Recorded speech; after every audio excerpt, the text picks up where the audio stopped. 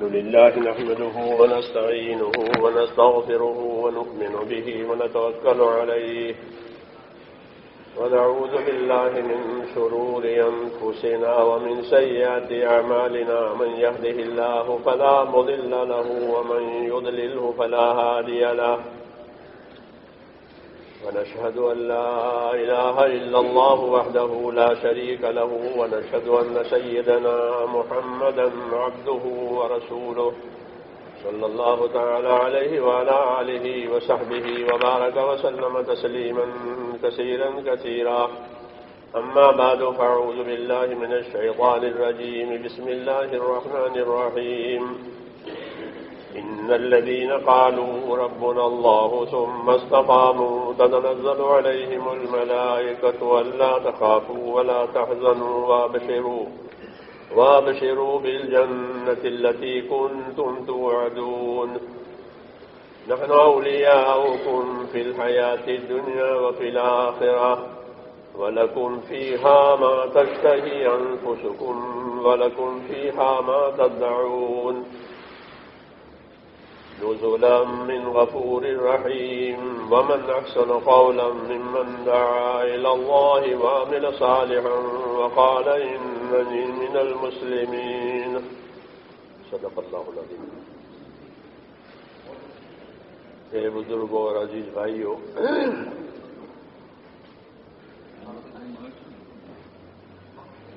اللہ کا بڑا احسان اور بڑی نعمت یہ ہے کہ کسی بندے کو اللہ تعالیٰ اپنے دین کی سمجھ دے دے. کسی کو دین کی سمجھ ملے، تو سمجھنا چاہیے کہ اس کے لیے بہت خیر کا ارادہ کیا گیا ہے اللہ کی طرف سے. دین کی سمجھ یہ نعمت ہے.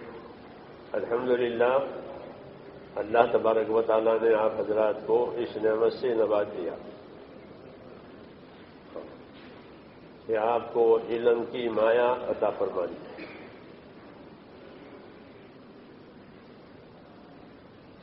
یہ کوئی معمولی چیز نہیں ہے بلکہ بہت غیر معمولی چیز ہے. دنیا کے سارے اسباب اور دنیا کی ساری چیزیں وہ رحمت کے دائرے سے الگ ہے. حدیث میں ہے الدنیا ملعون وملعون ما فيها الا ذکر اللہ وعالما ومتعلما. تو جو چیز دائرہ رحمت میں ہے وہ یہ ہے کہ اللہ کا ذکر کیا جائے، اللہ کی اطاعت کی جائے، کیونکہ ہر اطاعت کرنے والا وہ اللہ کا ذاکر ہے. کل مطیع ذاکر، جو اللہ کی اطاعت میں ہے وہ اللہ کے ذکر میں ہے. اور کون ہے کہ عالم اور متعلم، یہ دائرہ رحمت میں ہے، احاطہ رحمت میں ہے. یہ باقی سب چیزیں اس سے باہر ہیں. یہ بہت بڑا شرف ہے کہ اللہ تعالیٰ نے علم والوں کو، ذکر اطاعت کرنے والوں کو اپنی دائرہ رحمت میں رکھا ہے، باقیوں کو الگ کیا ہے. جی ہاں، اس لیے یہ بڑی نعمت ہے. پھر اللہ تعالیٰ نے یہ بھی طے کیا ہے کہ اس علم کو دنیا میں باقی رکھا جائے گا. ہاں، علم کہ یہ باقی رہے گا.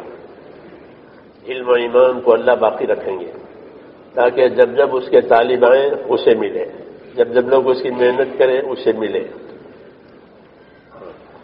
ان العلم والایمان یبقیان. معاذ بن جبل رضی اللہ عنہ کا ایک شاگرد تھے جو آخر تک ان کی صحبت میں رہے. جب ان کے انتقال کا وقت قریب آیا تو وہ رونے لگا. فرمایا کیوں رو رہے ہو؟ کہ میں اس لیے رو رہا ہوں کہ آپ کی صحبت میں مجھے یہ چیز مل رہی تھی.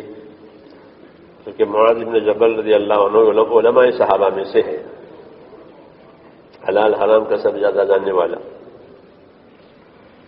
تو آپ کی صحبت سے مجھے یہ فیض حاصل ہو رہا تھا. اب میں آثار موت دیکھ رہا ہوں، اس لیے یہ سلسلہ منقطع ہوگا. تو فرمایا رونے کی کوئی بات نہیں ہے، ایمان کو اور علم کو اللہ تعالیٰ باقی رکھیں گے، تاکہ جب جب اس کے طلبگار اس کے طلب کی کوشش کریں گے اللہ اسے دیں گے۔ جی ہاں، اس لیے کوئی مایوس ہونے کی امید بات نہیں ہے، بلکہ میرے بعد تم فلاں فلاں فلاں نام دیے، ان کے پاس جانا اور ان کے پاس رہنا، تمہیں وہی چیز ملے گی۔ اللہ اسے اسباب پیدا کریں گے کہ جب لوگ اس کے طلب کے لیے چلیں گے تو اللہ انہیں دے دیں گے، کیونکہ اللہ تعالیٰ کی اس پر خاص نظر ہے، ایمان پر اور علم پر۔ امام غزالی رحمۃ اللہ علیہ فرماتے ہیں دو ہی چیزیں مذہب کی بنیاد میں ہیں، ایک ایمان ایک علم، اور یہی دو چیزیں اللہ تعالیٰ نبیوں کے ذریعے سے اس کو شائع کراتے ہیں، لوگوں میں اس کو چلاتے ہیں کہ دنیا میں ایمان آوے، اور پھر ایمان کا تقاضا پورا کرنے کے لیے کہ علم آوے، کیونکہ ایمان کا تقاضا اطاعت ہوتا ہے۔ ایمان کا کیا تقاضا ہے کہ بندہ اللہ پر ایمان لاوے، اللہ مانے، تو کیا کرنا ہے کہ اس کی اطاعت کرنی ہے۔ اطاعت کی حدود قیود کے لیے علم کا ہونا ضروری ہے۔ اگر اطاعت کی حدود قیود نہیں معلوم ہے تو وہ اطاعت میں یا تقصیر ہوگی یا غلو ہوگا، تو یہ دونوں جو ہے ناپسند ہے۔ اس لیے اللہ تعالیٰ نے اطاعت کی تکمیل کے لیے علم اتارا ہے۔ انبیاء کرام نے اطاعت کی دعوت دی ہے، وما ارسلنا من رسول الا لیطاع باذن اللہ، کہ جب کبھی ہم نے کوئی رسول بھیجا ہے تو وہ اس مقصد سے بھیجا ہے کہ اللہ کی اطاعت اس کے بتانے سے اور اس کی رہبری میں اللہ تعالیٰ کی اطاعت کیا ہے۔ تو اطاعت کے لیے کہ اطاعت کے لیے علم درکار ہے، جی ہاں، جیسے ہر ہنر کے لیے ہنر کا علم درکار ہے ورنہ وہ خراب ہو جائے گا، ایسے ہی اطاعت کی تکمیل کے لیے کہ اطاعت کی تکمیل کے لیے علم کا ہونا ضروری ہے۔ اس لیے اللہ تبارک و تعالیٰ جو ہے نبی بھی بھیجتے ہیں، کتاب بھی اتارتے ہیں، کتاب بھی دیتے ہیں، نبی بھی دیتے ہیں، خالی کتاب نہیں ہوتی۔ ہاں، یہ بھائی کتاب لے لو معلومات حاصل ہو جائے گی، یہ معلومات کا حاصل ہونا تو صحیح ہے، لیکن اس معلومات پر عمل کی ترتیب اور عمل کی تطبیق، اس کے لیے ایک شخصیت ہوتی ہے، وہ نبی کی شخصیت ہوتی ہے۔ اس شخصیت کو دیکھو تاکہ تکمیل ہو جائے کس کی کہ اطاعت کے مضمون کی۔ اس لیے اللہ تبارک و تعالیٰ نے یہ دونوں چیزیں قائم فرمائی ہے، اپنی اطاعت کے لیے علم دیا ہے۔ اس لیے اس علم کے اللہ تبارک و تعالیٰ کے ہاں بہت زیادہ قدر ہے، بہت زیادہ۔ جیسے جہالت کی کوئی قدر نہیں، ایسے اس کے مقابلے میں کہ علم کی بہت قدر ہے۔ اس لیے اللہ تعالیٰ نے اہل علم کو شرف بخشا ہے اور اہل ایمان کو شرف بخشا ہے۔ دو ہی چیزیں ہیں جو بلندی اور شرف کا سبب ہوتی ہے، ایک ایمان اور ایک علم۔ یرفع اللہ الذین آمنوا منکم والذین اوتوا العلم درجات، کہ اللہ تعالیٰ جو بلندی دیں گے ایمان کی نسبت پر دیں گے، اور اللہ تعالیٰ جو بلندی دیں گے کہ وہ علم کی نسبت پر دیں گے۔ اس لیے اس کی اہمیت ہے علم کی، ایمان کی وجہ سے، تاکہ ایمان کے تقاضے پورا کرنے میں صحیح رہبری ملے۔ اور جو علم اللہ تعالیٰ نے ہم کو دیا ہے وہ کس لیے دیا ہے کہ وہ حقوق کی حفاظت کے لیے دیا ہے، کہ اس علم کے ذریعے سے حقوق کی معرفت ہوگی، حقوق کی حفاظت ہوگی۔ یہ اس کا موضوع ہے کہ علم کیوں دیا گیا ہے۔ میں نے جیسے کہا اطاعت یعنی حقوق کی حفاظت، حقوق کی معرفت، اس کے لیے اللہ تعالیٰ نبیوں کو علم دیتے ہیں کہ دنیا جو ہے وہ دار الحقوق ہے اور آخرت جو ہے وہ دار الاجور ہے۔ یہ ترتیب ہے اللہ تعالیٰ کی کہ آخرت کو دار الاجور بنایا ہے، کہ جو یہاں کچھ کیا جائے گا اس کا اجر دیا جائے گا، یا اجر آئے گا یا وزر آئے گا، یعنی یا تو ثواب ملے گا یا عذاب ہوگا۔ یہ آخرت میں ہے کہ کس بنیاد پر کہ اگر حقوق کی ادائیگی ہے تو اس کا اجر و انعام ہے، نہیں تو دوسری بات ہے۔ تو دنیا چونکہ حقوق کی جگہ ٹھہری ہے، اس حقوق کی معرفت کے لیے اللہ تبارک و تعالیٰ نے اپنے نبیوں پر علم اتارا ہے۔ چنانچہ حضرت معاذ رضی اللہ عنہ سے حضور نے پوچھا کہ معاذ تدری ماذا حق اللہ، معاذ آپ کو معلوم ہے اللہ کا کیا حق ہے؟ تو حقوق کی معرفت کرا رہے ہیں کہ اگر علم نہ آئے تو حق کا پتہ ہی نہ چلے کہ کس کا کیا حق ہے، اور جب حق کا ہی پتہ نہیں چلے گا تو دنیا میں سلامتی کیسے رہے گی؟ حقوق کی پائمالیوں سے فساد ہوتا ہے اور بگاڑ آتا ہے، آپس کا تناؤ ٹکراؤ ہوتا ہے جب حقوق کی پائمالی ہوتی ہے. اور جب حقوق کی ادائیگی ہو جائے گی تو یہ حقوق کی ادائیگی ہو جائے گی تو یہ اللہ کے امر پر بھی جمع ہو جائیں گے اور آپس میں بھی جمع ہو جائیں گے. اس لیے علم کی اہمیت دی گئی ہے کہ یہاں حقوق ادا کرنے کے لیے علم کے سوا اور کوئی چیز نہیں ہوگی. اس لیے اللہ تعالیٰ اپنے علم سے انبیاء کرام کو نوازتے ہیں اور وہی چیز یہاں دنیا میں وہ چھوڑ کر کے جاتے ہیں. انبیاء کی میراث، ان کا ترکہ یا ان کا ترکہ اس کے سوا کچھ نہیں ہے. اس لیے جو اس ترکے کو لے گا کہ اسے بڑا شرف ہے. چنانچہ اہل علم کو اللہ نے بڑا شرف دیا ہے کہ دنیا میں وہ رہبر ہے. دلالت الی الخیر کے، دعوت الی الخیر کے، تعلیم الی الخیر کے یہ لوگ رہبر ہیں. یہ دلالت الخیر بھی کریں گے، یہ دعوت الی الخیر بھی کریں گے، تعلیم الی الخیر بھی کریں گے. اس لیے ان کا مقام اور ان کا مرتبہ کہ انبیاء کرام کے بعد ہے. جی ہاں، کہ جب قیامت میں اللہ تعالیٰ انبیاء کو اعزاز بخشیں گے تو علماء کو بھی اعزاز بخشیں گے کہ لوگوں کی سفارش کرو جنت میں لے جانے کے لیے. تو انبیاء کرام سفارش کریں گے، شہداء سفارش کریں گے، علماء سفارش کریں گے. یہ شرف ہے. یہ اور اسی وجہ سے کہ انہوں نے دنیا میں یہی کام کیا تھا کہ لوگوں کو اللہ کی طرف لاتے تھے، اللہ کی سکھاتے تھے، اللہ کی بتاتے تھے، اللہ کے حدود اور قیود کی رہنمائی کرتے تھے. اس لیے ان کو یہ شرف بخشا جائے گا. تو یہ بڑی نعمت ہے علم کی، بڑی نعمت. اس سے اونچی کوئی نعمت ہوتی تو وہ انبیاء کرام کو ملتی. بڑی شرف کی بات اللہ تعالیٰ نے یہ. اس لیے میں نے کہا کہ آپ حضرات کو اللہ تعالیٰ نے اس نعمت سے نوازا ہے. جب کسی کو کوئی نعمت ملے تو کیا کریں؟ تو نعمت کا تقاضا یہ ہے کہ نعمت کا حق ادا کریں. ہاں، کہ نعمت کا حق ادا کریں کہ جس مقصد کے لیے وہ نعمت دی گئی ہے اس مقصد کو پانی ملے.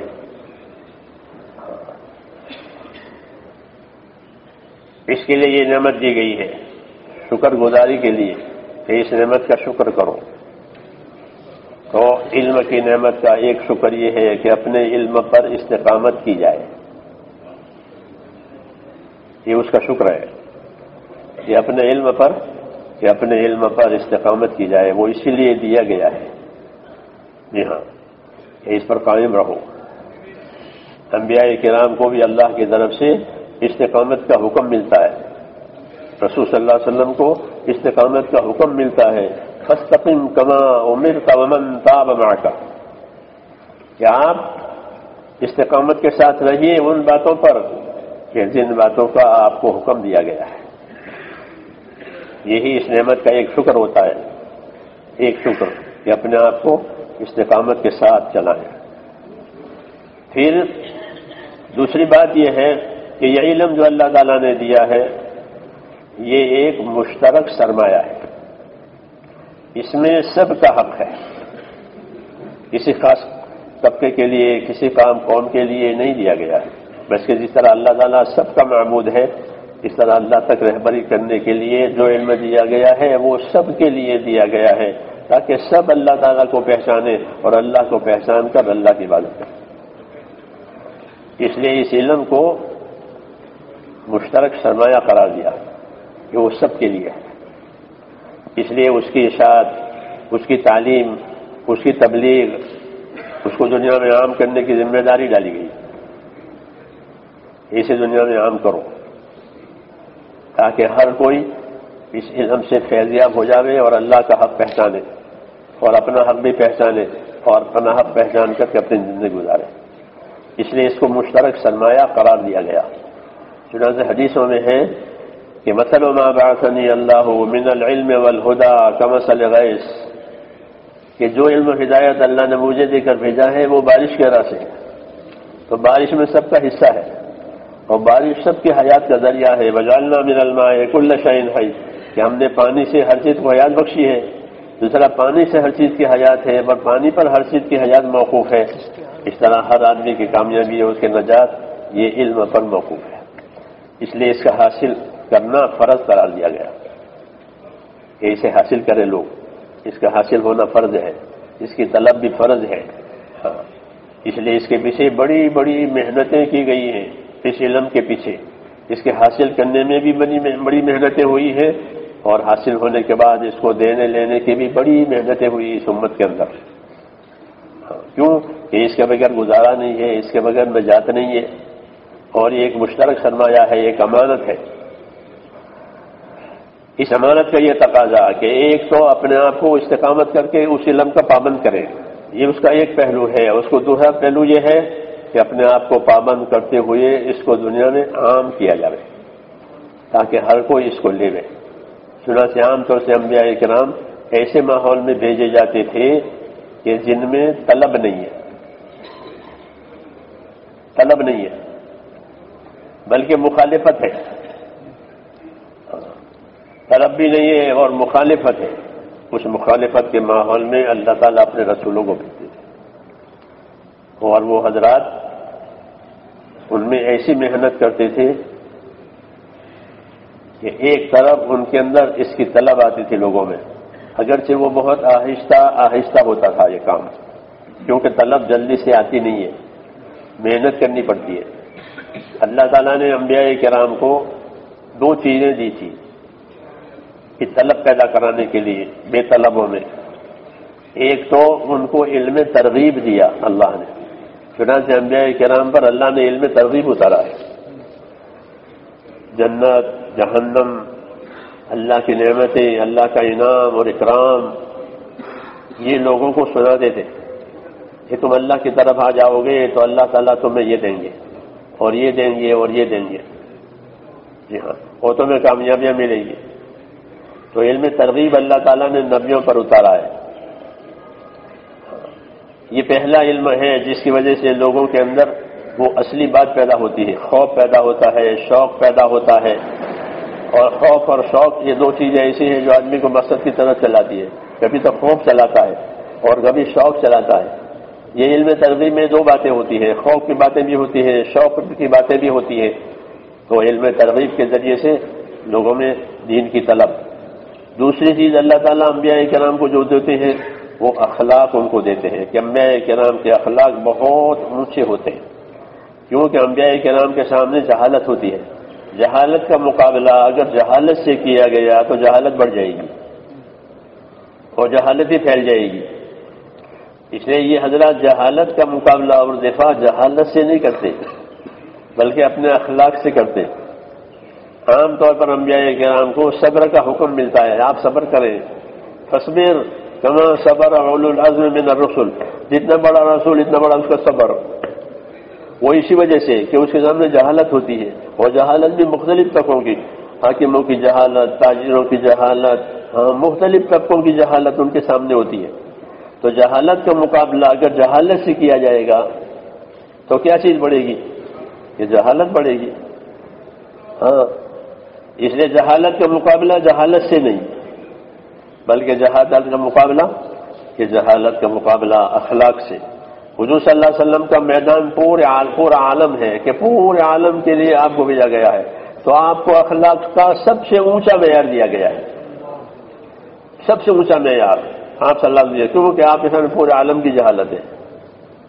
تو پورے عالم کی جہالت کے دفاع کے لیے اور ان جہالت والوں کو اپنی طرف لانے کے لیے یہ دو چیزیں، ایک تو یہ کہ اگر اللہ کی بات مان لو گے، جو میں پیش کر رہا ہوں نبی کہتا ہے، تو اللہ تمہیں یہ دیں گے اور یہ دیں گے۔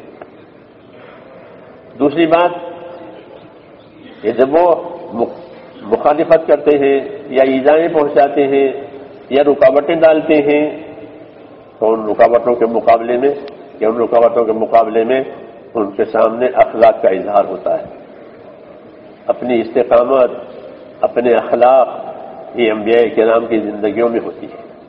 اس لیے وہ اخلاق کا مقابلہ جہالت سے کرتے ہیں تو وہ جہالت ختم ہو جاتی ہے، ہاں، اور صحیح رخ آتا ہے۔ چنانچہ رسول صلی اللہ علیہ وسلم کی امانت، آپ کی صداقت، یہ سب سے پہلے ظاہر ہوئی، نبوت سے بھی پہلے، نبوت سے پہلے آپ کے اخلاق، آپ کی صداقت، آپ کی امانت، یہ ظاہر، اعتماد پیدا ہو گیا دلوں کے اندر۔ کہ محمد امین ہیں، محمد سچے ہیں. حضرت خدیجہ رضی اللہ تعالیٰ عنہ نے جو بات کہی وہ یہی بات کہی کہ آپ کی امانت، آپ کی سچائی، آپ کی صلہ رحمی یہ تو اتنی غیر معمولی ہے کہ کچھ کہہ نہیں سکتا. تو یہ چیزیں لے کر اللہ تبارک و تعالیٰ اپنے نبیوں کو دنیا میں بھیجتے ہیں کہ لوگوں سے اخلاق کا معاملہ کرو، لوگوں کے اللہ کی رحمت کے امیدوار بناؤ، اللہ کے عذاب سے انہیں ڈراؤ تاکہ ان کے اندر اللہ کی طرف آنے کا رخ پڑے. یہ کام بہت کٹھن ہے، بہت کٹھن، اور ماحول بھی انبیاء کرام کا بہت کٹھن، بہت سخت. وہ ماحول ہوتا ہے غربت کا. غربت کیا ہے؟ بے کسی کو. غربت کے معنی ایک تو اردو کی غریبی تو وہ ہے جو پیسے نہ ہو، وہ اردو کی غریبی، اردو کی غربت. اور عربی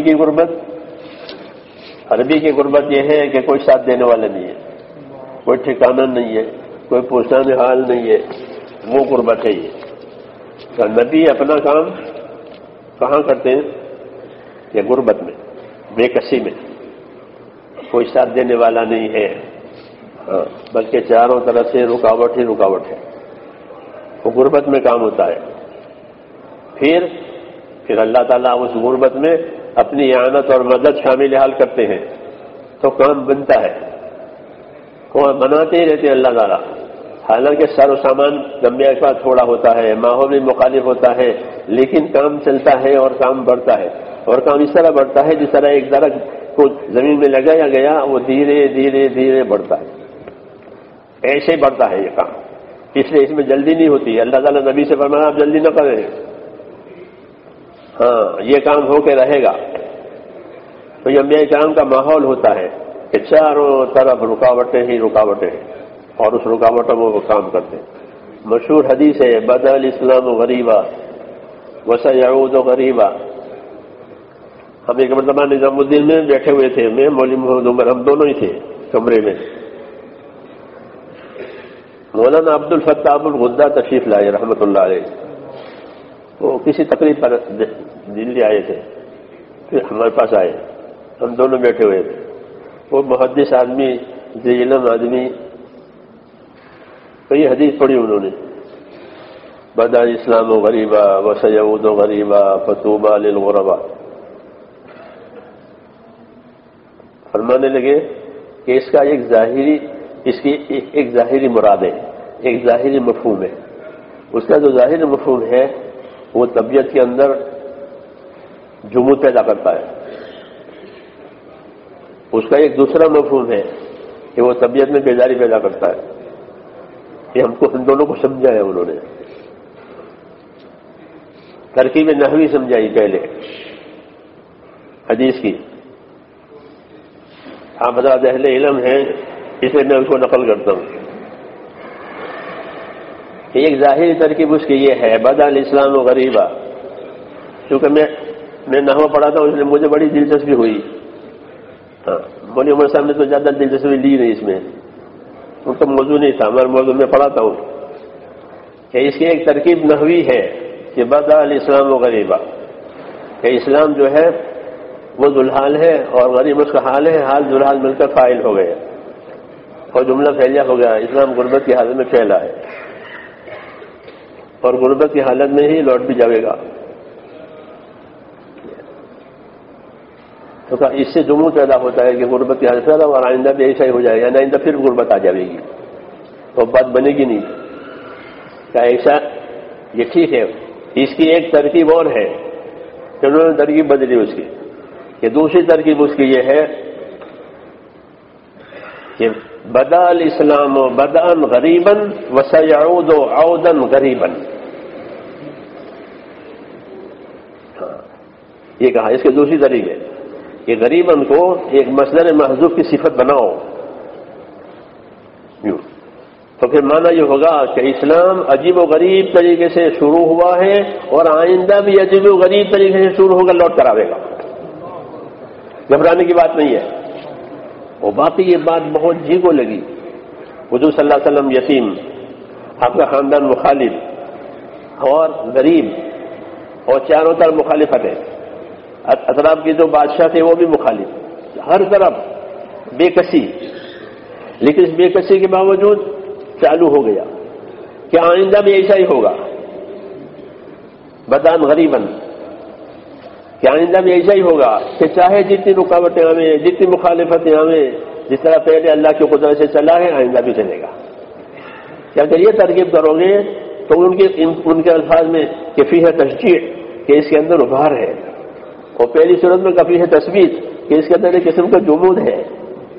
تو یہ بڑی بشارت ہے اس حدیث کے اندر کہ گھبرائیں نہیں، نبیوں والے طرح سے بے کسی کی حالت میں، سامان کی کمی کی حالت میں، مخالفت میں اگر کام پر پابندی رہی تو یہ بدن غریبہ ہو جائے گا دوبارہ۔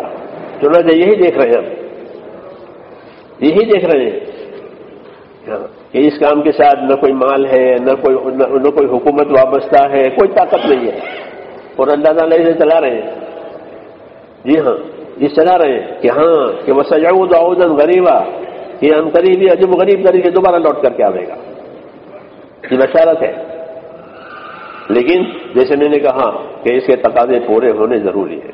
علم کا تقاضا، کہ علم کا تقاضا ایک تو عمل ہے، اس کے دو بازو ہیں، اس میں یہ کہ اس کے حاصل ہونے کی محنت ہو، اور حاصل ہونے کی محنت کے ساتھ اس کے عمل کی محنت ہو۔ یہ بزرگوں نے لکھا ہے کہ اس کے دو بازو، ان دونوں بازوؤں سے پرواز کرے گا۔ ایک حاصل ہونے کی محنت کہ علم صحیح معنی میں حاصل ہو جاوے تحقیق کے ساتھ، اور جس طرح تحقیق کے ساتھ یہ حاصل ہو جاوے پھر ثبات قدمی کے ساتھ اس کا عمل ہو جاوے، تو پھر یہ ترقی کرے گا۔ تو اس علم کا ایک تقاضا ہوتا ہے اپنے آپ کو اس کا پابند کرنا۔ ہاں، یہ فن نہیں ہے بلکہ یہ علم ہے۔ فنون دوسروں کے لیے ہوتے ہیں، دنیا میں جو فنون ہوتے ہیں، ایجادات، وہ دوسروں کے لیے ہوتے ہیں، ہنر کمانے کے لیے ہوتا ہے۔ یہ علم جو اللہ تعالیٰ نے ہم کو دیا ہے، یہ سب سے پہلے اپنے آپ کو بنانے کے لیے ہوتا ہے، کہ اپنے آپ کو بناؤ، اپنے آپ کو اس علم کا تابع کرو۔ جی ہاں، یقین میں بھی، عمل میں بھی، اخلاق میں بھی، سب باتوں میں اپنے آپ کو اس علم کا تابع کرنا۔ اگر اس علم کا اپنے آپ کو تابع کیا گیا تو پھر اس علم کی طاقت ظاہر ہوگی۔ جس طرح ایمان کی طاقت ہوتی ہے اس طرح علم کی بھی طاقت ہوتی ہے۔ ہاں، کہ ایمان کی طاقت ہے کہ ایمان اور یقین بڑھ جائے گا تو اللہ تبارک و تعالیٰ یقین والوں کو اسباب سے اوپر کر دیتے ہیں اور اسباب ان کے نیچے ہو جاتے ہیں۔ چنانچہ ہم صحابہ کسی میں پانی پر چلے، جی ہاں، یہ سب ہاں، کہ جب یقین کا پارا اوپر ہو جاتا ہے تو دنیا کے اسباب سے اللہ تعالیٰ ان کو اوپر کر دیتے ہیں۔ ہاں، پھر وہ اسباب سے متاثر نہیں ہوتے۔ حضرت خالد نے زہر کھا لیا، جی ہاں، اور کیا نام پانی پر چلے، اور مختلف قسم کی جو صحابہ کرام کی کرامتیں ہیں وہ یقین کے درجے میں، کہ جتنے درجے میں ان کا یقین، اللہ تعالیٰ نے ان کو مادی اسباب سے اوپر کر دیتے ہیں، پھر مادی اسباب نیچے ہو جاتے ہیں۔ ایسے ہی علم بھی ہے کہ اگر علم بھی رہا، علم کی بڑی طاقت۔ سلیمان علیہ السلام کے مشاہد تھے، جب عرش بلقیس کا عرش لانے کی بات ہوئی تو جو عفریت جن تھا اس نے کہا کہ آپ کی مجلس ختم ہونے سے پہلے چلے وہ عرش یہاں آ جائے گا۔ علم والے نے کہا کہ ہاں، کہ جھپکنے سے پہلے یہ علم عرش میں ہی آنا ہوگا۔ بتائیں نہیں بتایا، قال الذي عنده علم من الكتاب انا اتيك به قبل ان يرتد اليك طرفك۔ تو قرآن شریف نے علم کی بھی طاقت بتائی ہے، جس طرح ایمان کی طاقت بتائی ہے، علم کی بھی طاقت بتائی ہے کہ علم کے اندر بڑی طاقت ہے۔ اس لیے علم والوں کو بھی اللہ تعالیٰ اوپر لاتے ہیں۔ جی ہاں، کہ اس کی طاقت ہے بشرطے کہ اس کے تقاضے پورے ہو جانے۔ تو علم کا تقاضا کہ اس کا عمل، اپنے آپ کو اس کا پابند کرنا، اور اس علم کا تقاضا نصیحت اور خیر خواہی ہے کہ اللہ کی مخلوق کے ساتھ خیر خواہی کرنا، خیر خواہی کر کے ان کو علم دو۔ کچھ لینا دینا نہیں ہے ان سے، کوئی مطلب نہیں، کوئی غرض نہیں، محض خیر خواہی میں ان کو اللہ تعالیٰ کا جو علم دیا جائے۔ صحابہ کرام نے اور صحابہ کرام کے بعد میں لوگوں نے یہ دونوں تقاضے پورے کیے، اپنے آپ کو علم کا پابند بھی کیا، اپنے علم پر عمل بھی کیا، اور اللہ کے بندوں کو یہ دیا۔ تو اللہ تعالیٰ نے ان کو اس علم کے ساتھ تقوی عطا فرمایا، ہاں جب علم کا تقاضا پورا ہوگا تو یہ تقوی والے بنیں گے. اس لیے اس امت کے علماء کا طبقہ صحابہ والا انہیں اللہ تعالیٰ نے تقوی دیا. پھر ان کی مصاحبت، ان کی صحبت میں جن جن لوگوں نے وہ سب علم کے ساتھ تقوی والے. اہل علم کا تقوی مشہور ہے. ہاں کتابوں میں ان کا تقوی، ان کی احتیاط، دنیا کے اسباب کے بارے میں، دنیا کی چیزوں کے بارے میں تقوی کے ساتھ. تو علم تقوی کے ساتھ جمع ہو گیا اس امت کا علم اور اس کے علماء کہ اللہ تعالیٰ نے ان کو تقوی دیا. اس لیے علم کی طاقت ظاہر ہوئی اور اس علم سے اللہ تبارک و تعالیٰ نے ظلمتوں کو اور جہالتوں کو دور کیا. اگر اس علم پر عمل نہیں ہوتا ہے، اس کے تقاضے نہیں پورے ہوتے ہیں اور اس سے دوسری غرض دنیا کی پیدا ہو جاتی ہے تو پھر یہ علم جو ہے فسق کے ساتھ مل جاتا ہے. ہاں دو چیزیں ہیں، یا علم تقوی سے ملے گا، اس کے ساتھ تقوی مل جائے گا، یا پھر فسق ملے گا. بنی اسرائیل کے علماء کا ذکر قرآن پاک میں ہے، ان کا ذکر فسق کے ساتھ ہے وہ اکثر ان کی اکثریت فاسق ہے تو ان کے علم میں فسق ہے. اور فسق کیوں ہے کہ انہوں نے اپنے آپ کو علم کا پابند نہیں کیا ہے، علم کے تقاضے پر چلایا نہیں ہے، بلکہ علم کو اپنی اغراض کا ذریعہ بنایا. تو یہ فاسق ٹھہرے. وہ جہاں بجا ان کی کمیاں، ان کی کمزوریاں اللہ تعالیٰ نے بتائی کہ یہ یوں کرتے ہیں، یہ یوں کرتے ہیں، یہ یوں کرتے ہیں. سورہ بقرہ اسے پڑھی ہوئی ہے، سورہ آل عمران، سورہ مائدہ، آپ دیکھیں گے انہی کمزوریاں بتائی. انہوں نے یہ کیا، انہوں نے یہ کیا، انہوں نے یہ کیا. اس لیے ان کو فاسق ٹھہرایا اور بتایا کہ ان کے دل سخت ہو گئے ہیں. ہاں یہ اس کا دوسرا پہلو ہے کہ اگر علم کا تقاضا پورا نہیں ہوا تو یہ دلوں کی قساوت کا ذریعہ بنتا ہے. ہمارے علماء نے بھی لکھا ہے، فقیہ ابو صبر خد نے لکھا کہ علم سے قساوت آتی ہے. ہاں اگر علم کا تقاضا نہ ہوا، اپنے آپ کو علم کا پابند نہیں کیا گیا، اہل علم کی صحبت، تقوی والوں کی صحبت نہیں ہوئی تو یہ قساوت پیدا کرے گی. پھر اپنے اغراض کی طرف رخ پڑتا ہے آدمی کا.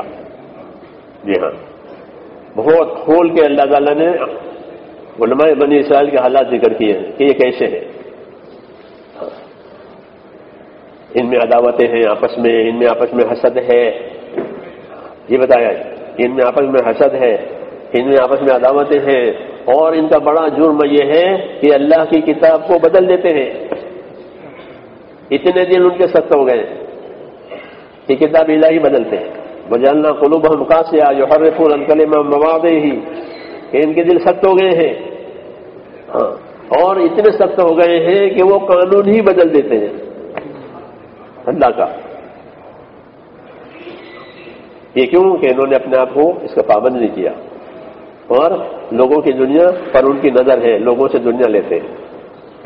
یا ایھا الذین آمنوا ان کثیرا من الاحبار والرهبان لا یاکلون اموال الناس بالباطل ویصدون عن سبیل اللہ. دو کام کرتے ہیں علم کے خلاف ہو کر کے. ایک یہ لوگوں کا مال کھاتے ہیں، لوگوں سے اپنی اغراض پوری کرتے ہیں، اور دوسرے کیا کرتے ہیں کہ اللہ کے کاموں میں رکاوٹ ڈالتے ہیں. یہ ان کا کام رہ گیا ہے کہ انبیاء کرام کی مخالفت کرنا، ان کی رکاوٹ ڈالنا ان کے راستے میں، یہ ان کا کام. یہ سب تحذیرات ہیں اللہ کی طرف سے ہمارے لیے کہ یہ چیزیں قابل حذر ہیں. جب یہ بات نہیں ہوگی تو پھر ہمارے علم میں تقوی ہوگا، ہمارے اکابر کا تقوی، ہمارے بزرگوں کا تقوی، صحابہ کرام کا تقوی. یہ علامتیں ہیں کہ علم نے اپنا اثر کیا ہے. یہ تقوی کے ساتھ چلے گا کہ جب اس علم میں تقوی مل جائے گا تو کہ اللہ تعالیٰ کی غیبی مددیں ہوگی. چنانچہ اللہ تعالیٰ نے علم والوں کو غیبی مددوں سے چلایا، ان کی باتیں چلائی. تو غرض یہ کہ اس علم کی میرے دوستوں اللہ کے ہاں بڑی بڑی بڑی اہمیت ہے اور بڑی نعمت ہے. تو اس نعمت کا کیا تقاضا ہے کہ اس نعمت کا یہی تقاضا ہے کہ اس کو اپنی ذات کو اس کا پابند کرنا اور یہ علم اللہ تعالیٰ کی مخلوق کو دینا ہے. یہی اس کا تقاضا ہے.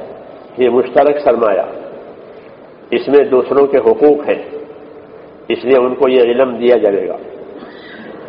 حضور صلی اللہ علیہ وسلم نے ایمان کو بھی حرکت دی، عبادات کو بھی حرکت دی، علم کو بھی حرکت دی، ذکر کو بھی حرکت دی، اخلاق کو بھی حرکت، ہر چیز کو حرکت دی۔ حرکت دینے کی وجہ سے اس کا تعدیہ ہوا، ہاں، اور طلب والوں کو بھی ملا، بے طلب والوں کو بھی ملا۔ جیسے بدن میں خون کو حرکت دی گئی اللہ نے، تو بدن کے ہر حصے کو طاقت ملتی ہے۔ جو غذا آدمی کھاتا ہے اس سے خون بنتا ہے، پھر خون کو حرکت دی ہے۔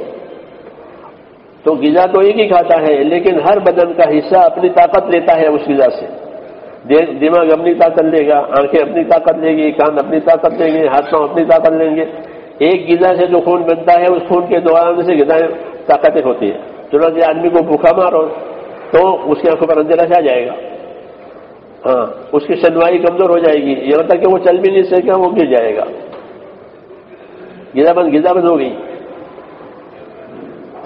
خون نہیں پہنچ رہا، تو غذا سے خون، اور خون سے دوران، اور دوران سے سارے اعضاء کو طاقت ملی۔ ایسے رسول صلی اللہ علیہ وسلم نے اپنی چیز کو حرکت دی، ہاں، حرکت دی۔ تو حرکت دینے کی وجہ سے ہر طبقے کو علم ملا، ہر طبقے کو۔ تاجروں کو تجارت کا علم ملا، زمینداروں کو زمینداری کا علم ملا، حاکموں کو حکومت کا علم ملا، ہنر والوں کو ہنر کا علم ملا کہ ہنر میں دین کیا کہتا ہے۔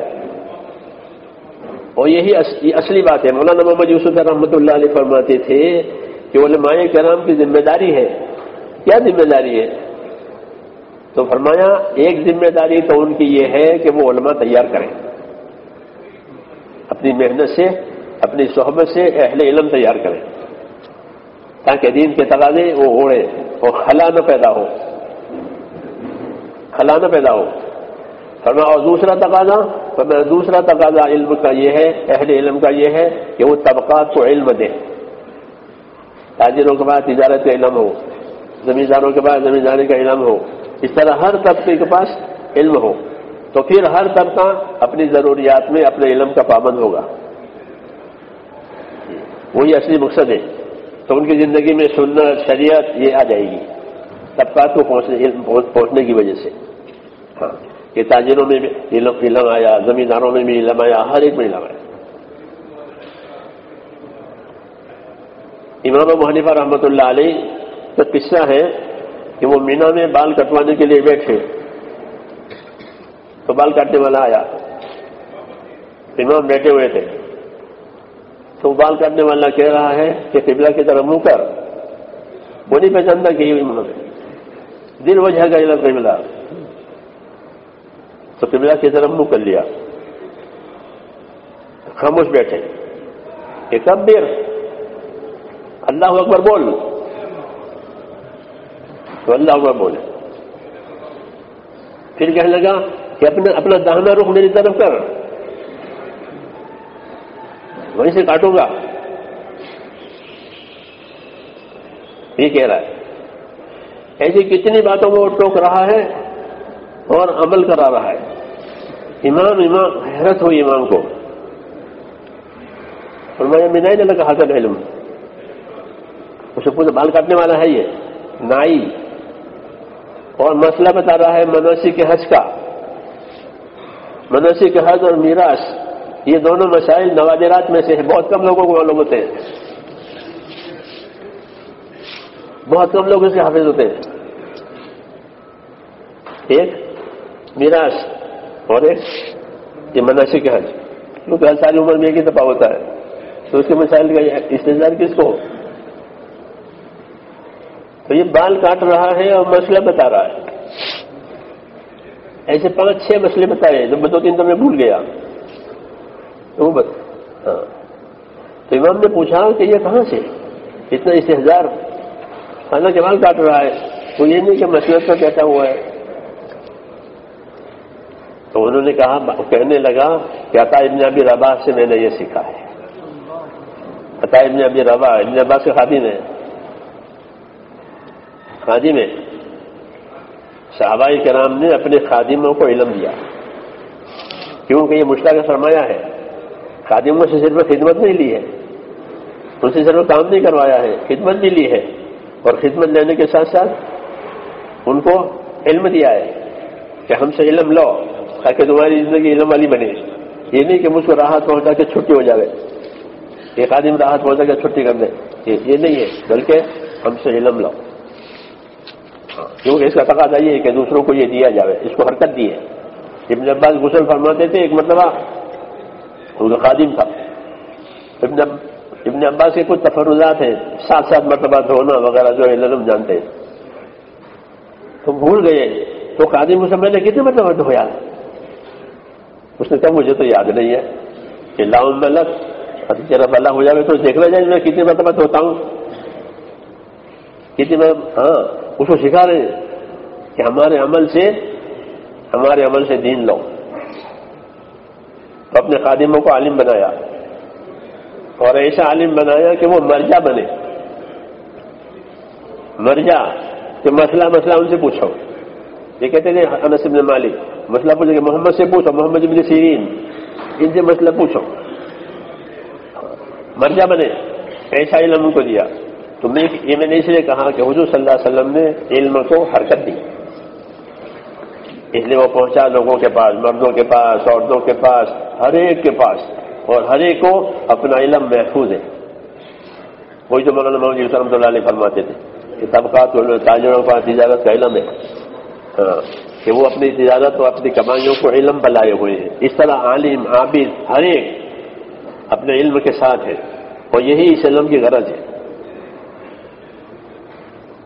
کم قسمتی سے ہمارے زمانے میں بے طلبی زیادہ ہو گئی، طلب والے تھوڑے رہ گئے، اور بے طلب امت میں بے طلبی زیادہ ہے. اس لیے ہمیں بھی اس حرکت سے فائدہ اٹھانا ہے کہ اپنے علم میں حرکت لائیں تاکہ یہ علم بے طلبوں تک پہنچ جائے. جی ہاں، جب بے طلبوں میں پہنچ جائیں گے تو ان کی زندگیاں پھر علم پر آئے گی. اور یہی تقاضا ہے اس علم کا کہ اپنی زندگیوں کو علم پر لاؤ، اپنی کمائیوں کو علم پر لاؤ. حضرت فرماتے تھے اپنی کمائیوں کو علم پر لاؤ. ورنہ یہ بات نہیں ہوگی تو کمائی جو ہے سب سے پہلے معاملات کا علم ختم ہو جاتا ہے. لین دین خلاف شریعت. جب لین دین خلاف شریعت ہوا تو جو غذا پیٹ میں جائے گی، جو استعمال ہوگی وہ صحیح نہیں ہوگی. اس لیے عبادت کی بھی جان نکل جائے گی. اس لیے اور جب اس کو حرکت دی جائے گی تو سب سے پہلے عبادت کا علم زندہ ہوگا، پھر عبادت کی صلاحیت سے آگے طاقت بڑھے گی. چنانچہ جب اس کی محنت ہوتی ہے تو بے طلبوں میں یہ علم پہنچتا ہے اور لوگ طلب لے کر کے آتے ہیں. یہ جو ہماری محنت جو چلی ہے ابھی کوئی 100% یہ محنت نہیں ہوئی ہے، ہوئی الحمدللہ. اس کے اثرات ہیں کہ اب لوگ اپنے اپنے مسائل کو لے کر کے اہل علم کے پاس آتے ہیں کہ ہمارے یہ مسائل ہیں، اس میں ہماری رہبری کرو. جی ہاں، یہ شروع ہو گیا کہ اپنی زندگی علم پر لانی ہے. ہم جماعتوں میں پھرتے ہیں تو ایک مرتبہ ایک عرب ساتھی مجھے کہنے لگا کہ ایک مسئلہ ہے. کیا مسئلہ ہے؟ کہ میں گاڑی چلا رہا تھا، میرے دائیں بائیں ساتھی بیٹھے تھے، گاڑی چلانے میں مجھ سے بھول ہو گئی، ایکسیڈنٹ ہوا، میرے ساتھی مر گئے، غلطی میری تھی. تو پھر جو قانون دنیا کے ہیں وہ تو ہو گیا، مگر یہ میری خطا سے یہ مرے ہیں، تو یہ قتل خطا کا کیا حکم ہے؟ کیونکہ میرے سے قتل ہوا ہے اس کا، تو قتل خطا ہوا ہے، تو اس کا کیا حکم ہے؟ جو سرکاری قانون ہے وہ تو ہو چکے لوگوں میں. اب لوگوں میں یہ شعور پیدا ہوا. جی ہاں، ایسے ایک سوڈانی وہ مجھے کہے کہ ایک لڑکی میرے سے گاڑی کے نیچے آ گئی، ہو گیا اسے جو تھا. اب شریعت مجھے کیا کہے، کفارہ دینا ہے، دیت دینی ہے، کیا کہے؟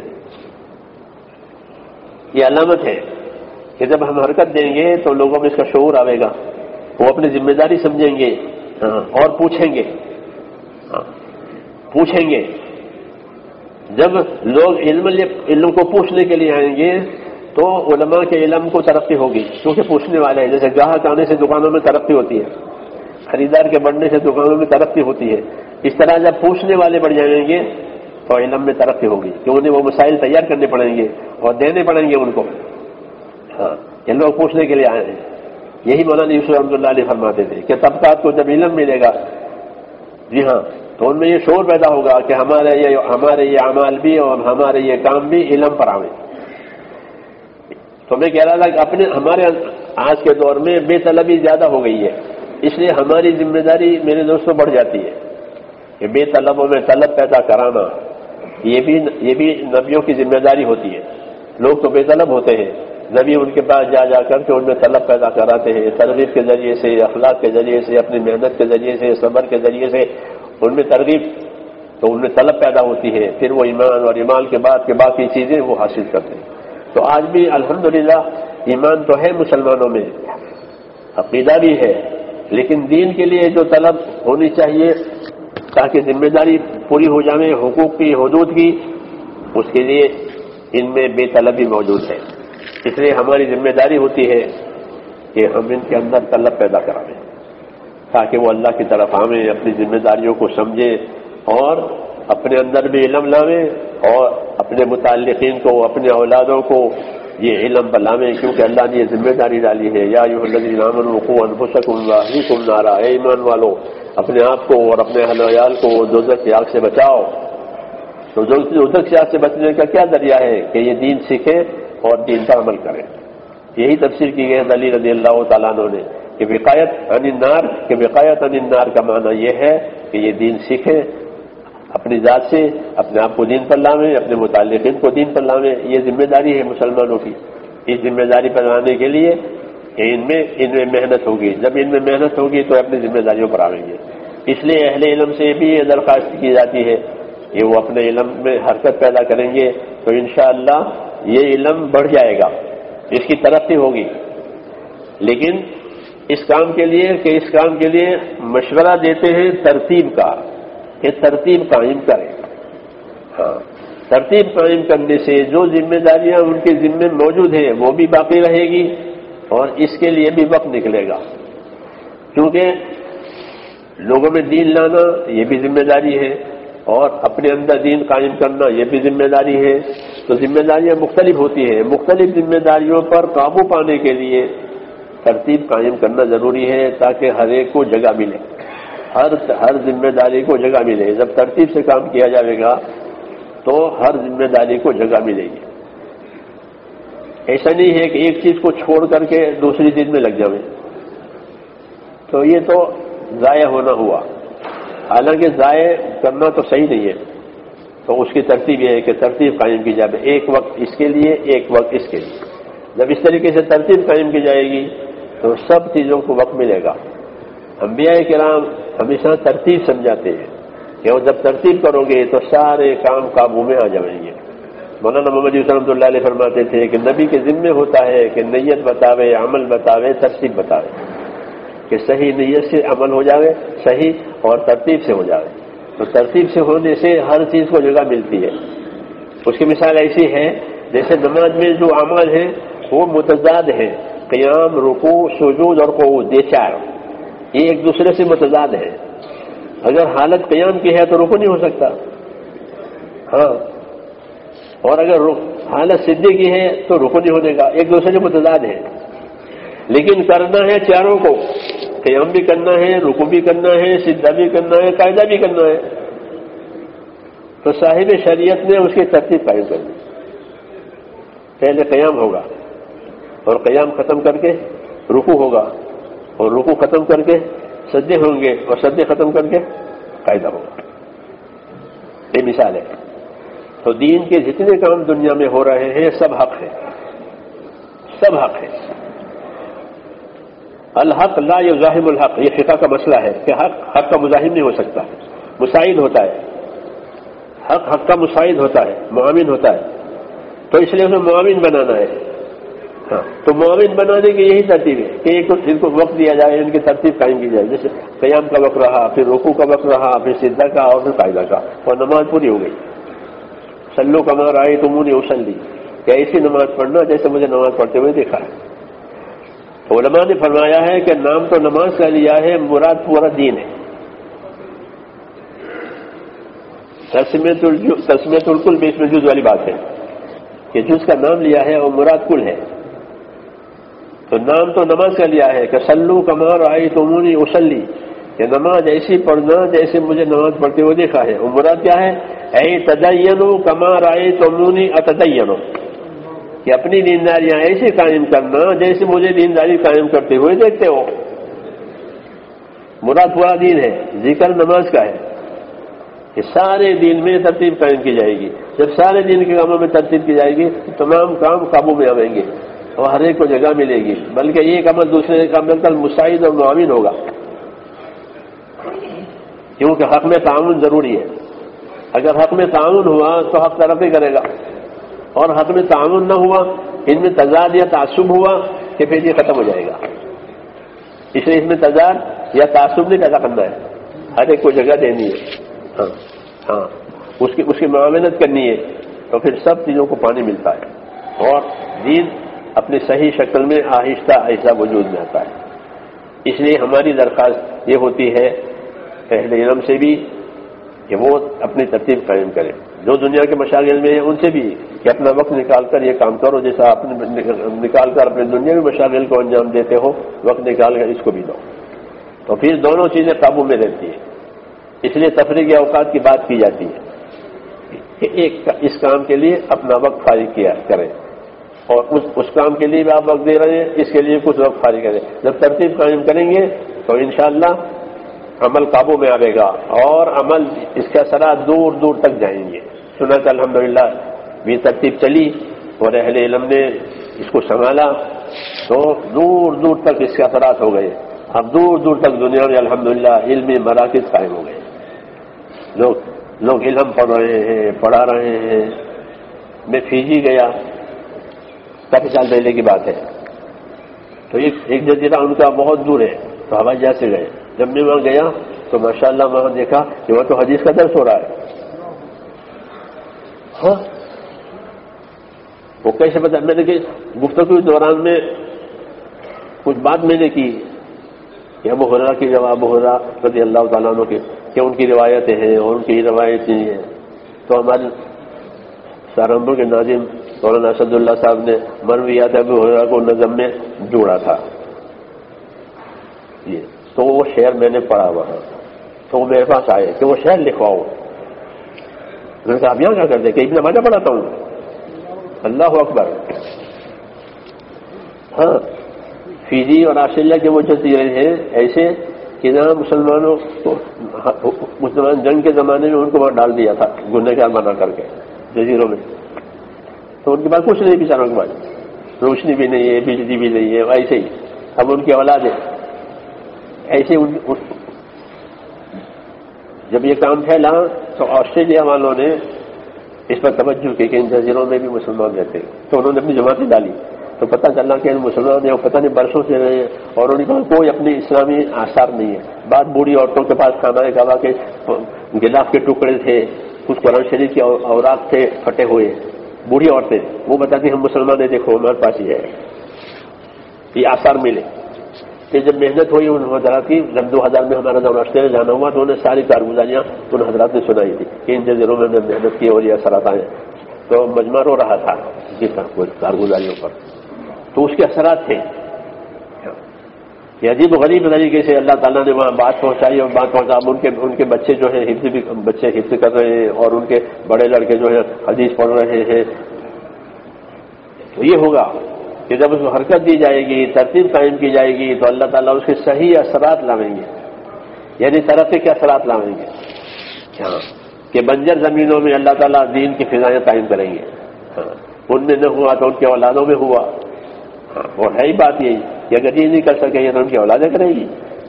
ہاں یہی توقع ہے، کیونکہ نبی تو نا امید نہیں ہوتا کسی حال میں بھی، اپنی محنت پر امیدوار رہتا ہے. ایسا ہم بھی اپنی محنت پر امیدوار رہیں کہ اگر یہ ترتیب قائم ہو گئی تو اللہ تعالیٰ مختلف طبقوں میں جو ہے دین قائم کریں گے اور دین کے ذمہ دار قائم کریں گے اور دینی مراکز قائم ہوں گے.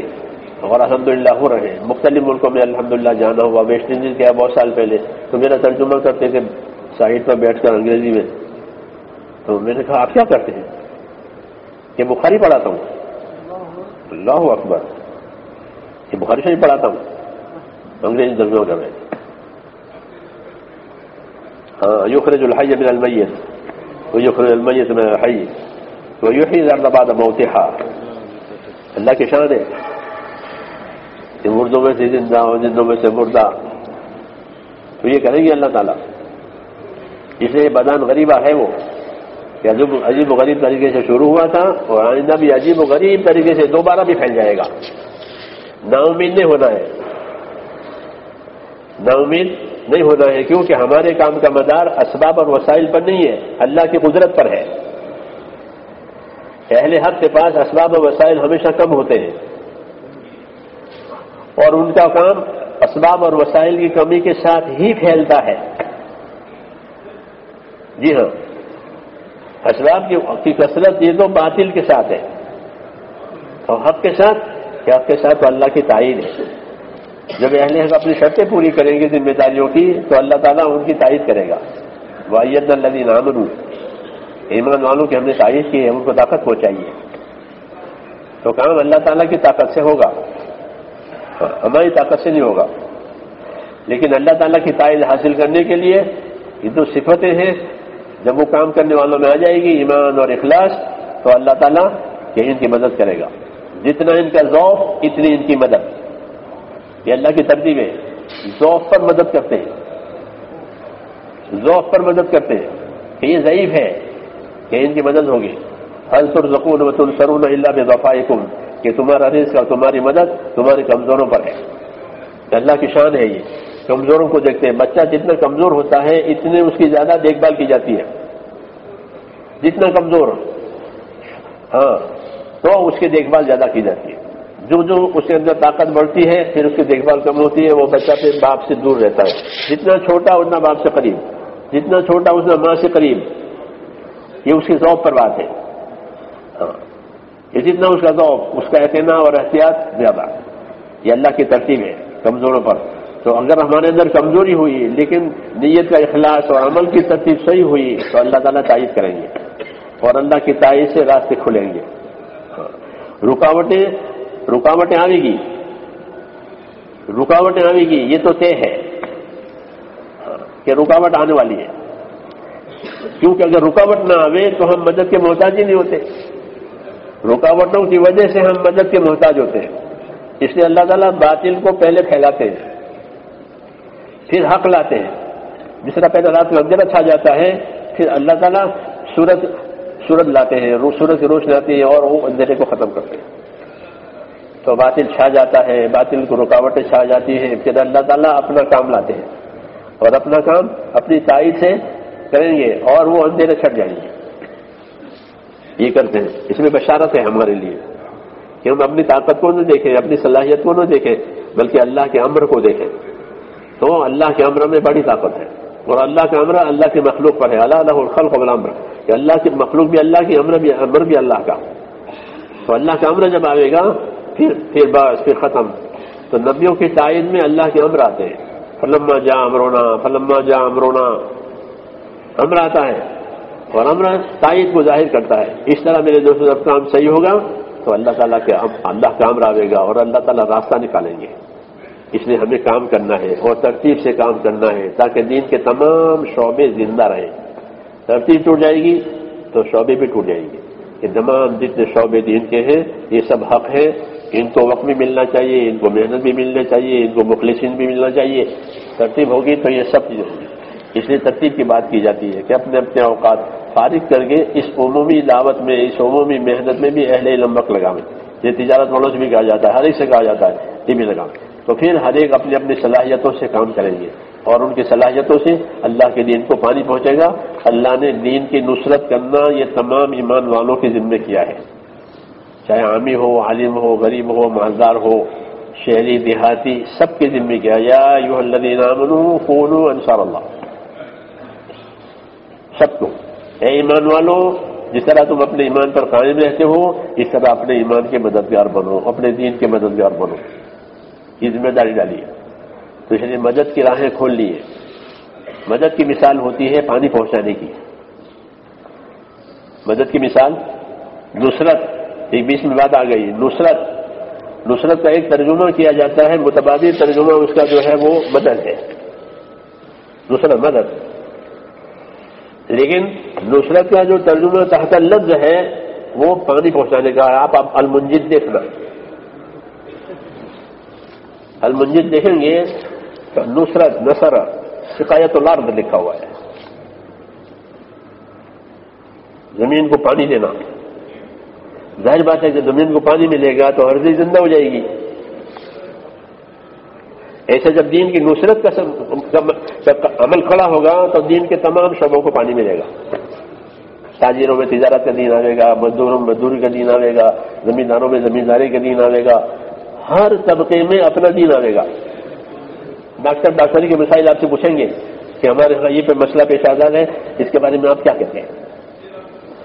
اور جس طرح وہ ڈاکٹری کے مسائل پر عمل کرے گا اس میں اپنے دین والے اخلاق بھی آئیں گے کہ وہ اپنے ڈاکٹری کو صرف کمائی کا ذریعہ نہیں بنائے گا. ہمارے ایسے ساتھی ہیں کہ سرکاری ملازم ہے ڈاکٹری، دوائیوں کا جو کوٹا حکومت کی طرف سے آتا وہ ختم ہو گیا، اب مریض ہے وہ دوا ابھی آئی نہیں ہے، جو انچارج ہے وہ دیر کر رہا ہے، تو وہ کہتے ہیں پھر میں اپنے پیسوں سے دوا لا کر کے مریضوں کو دے دیتا ہوں. ڈاکٹری میں نبوت کے اخلاق. ہاں یہ نہیں کہ ڈاکٹر سے صرف کمانا ہی کمانا ہے، کہ کمائیں گے، کمانا تو ہے ہی معاش، لیکن ان کمائیوں میں اخلاص بھی ہے، ان کمائیوں میں اخلاق بھی ہے. تو مجھے رمضان میں ملے کہہ رہے تھے مجھے ریٹائر ہو گیا، کہاں ریٹائر ہو گیا، کیونکہ وہ کیسے مسائل پیش جاتے کہ دوا آئی نہیں اور مریض کھڑے ہیں، نسخہ میں نے لکھ دیا ہے کہ دوا تو اسپتال میں ہے نہیں، اب آ رہا ہے کوٹا، پتہ نہیں وہ کب آئے گا، مریض کو تو اب ضرورت ہے. تو پھر ایسا ہوتا ہے کہ ہم اپنے پیسوں سے دوا لا کر اپنے مریضوں کو دیتے ہیں. جب طبقات میں دین آئے گا تو طبقات میں دین والے اخلاق آئیں گے. جی ہاں، دین والے اخلاق. تاجروں میں اخلاق آئیں گے کہ وہ اخلاق سے تجارت کریں گے، زمینداروں میں اخلاق آئیں گے وہ زمینداری میں اخلاق سے رہیں گے. کیا مطلب اخلاق کا؟ کہ مخلوق کو فائدہ ہوگا. جی ہاں، معاشرہ دینی بنے گا. جی ہاں، معاشرت پر دین قائم ہوتا ہے. اس لیے یہ محنت ہے، اس محنت نے یہ اثرات پیدا کیے ہیں الحمدللہ. تو مقام مولانا الیاس رحمۃ اللہ علیہ کے حالات جو ہیں خوشخبری دے رہے ہیں، حالات ایسے بن رہے ہیں کام کی وجہ سے کہ گویا بشارت دے رہے ہیں کہ کام ہوگا اور لوگ اسے قبول کریں گے، لوگ چلیں گے، لوگ لیں گے. تو یہ حالات پیدا ہو رہے ہیں خوشخبری کے. اس لیے اللہ تبارک و تعالیٰ کی طرف سے گویا تائید ہے بقول مولانا محمد یوسف رحمۃ اللہ علیہ کے کہ تم بہانہ کرو کام تو اللہ بنا دے گا. کہ ہم کو تو اللہ نے بہانہ بنانے کا ذمہ دار بنایا ہے، تم بہانے کے طور پر اتنا کر لو اور باقی میں کر لوں گا. اللہ کہتے بہانہ کرو، کیونکہ ہماری محنت تو بہانہ کے درجے میں ہے، ورنہ اصل کام تو اللہ کرے گا. ہاں، تو اس لیے ہم اللہ تعالیٰ کی تائید پر نظر کرتے ہوئے بہانے کے طور پر اپنی ترتیبیں قائم کریں اور اس کام کو وقت دیں. یہ آپ حضرات سے درخواست ہے. اب اس کے لیے فرمان ہے اس کے لیے کہ اس کام کو وقت دینے کے لیے اپنی ترتیب کے ساتھ کون کون تیار ہے. سال کا تقاضا ہوتا ہے، 4 مہینے کا تقاضا ہوتا ہے، چینوں کا تقاضا ہوتا ہے، یہ سب آپ کے سامنے ہے.